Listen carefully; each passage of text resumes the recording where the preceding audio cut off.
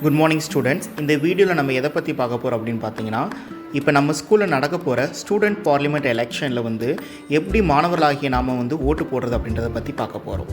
இப்போ எலெக்ஷன் பூத்துக்குள்ளே நம்ம போயிட்டோம் அப்படின்னா, ஃபஸ்ட்டு ப்ரெசிடிங் ஆஃபீஸ் இருப்பாங்க, அவங்களுக்கு அடுத்து P1 இருப்பாங்க, அவங்களுக்கு அடுத்து PO2 இருப்பாங்க, அவங்களுக்கு அடுத்து PO3 இருப்பாங்க. அதுக்கப்புறம் நம்ம போலிங் பண்ணக்கூடிய ஸ்பேஸ் இருக்கும். அதுக்கப்புறம் நம்மளுடைய ஓட்டை செலுத்தக்கூடிய பேலட் பாக்ஸ் இருக்கும். P1 P2 P3க்கு அப்படியே ஆப்போசிட்டில் ஏஜென்சி உட்காந்துருப்பாங்க. இப்போ நம்ம எப்படி ஓட்டு போகிறதுன்னு பார்ப்போம். ஃபஸ்ட்டு நம்ம உள்ளக்கு வந்த உடனே PO1 போயிட்டு நம்மக்கிட்ட இருக்கக்கூடிய ஓட் ஸ்லிப்பை அவங்ககிட்ட நம்ம காட்டணும். அவங்க நம்மளுடைய நேம் சத்தமாக ரீட் பண்ணுவாங்க.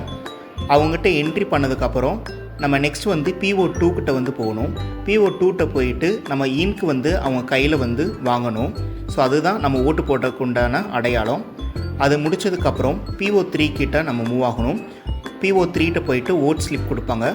அதை வாங்கிக்கிட்டு நம்ம ஓட்டு போகிற ஸ்பேஸில் போயிட்டு மறைமுகமாக நம்ம யாருக்கு ஓட்டு போகிறோம் அப்படின்றத அதில் மார்க் பண்ணிவிட்டு நெக்ஸ்ட் அதை ஃபோல்ட் பண்ணிவிட்டு நம்ம பேலட் பாக்ஸ்குள்ளே போட்டுட்டு நம்ம பூத்தை விட்டு எக்ஸிட் ஆகிடலாம்.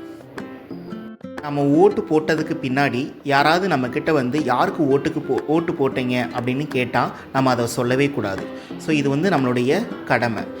ஸோ எல்லா பேருமே இந்த ஸ்டூடெண்ட் பார்லிமெண்ட் எலெக்ஷனில் எல்லா பேருமே ஓட்டு போட்டுருங்க. நன்றி.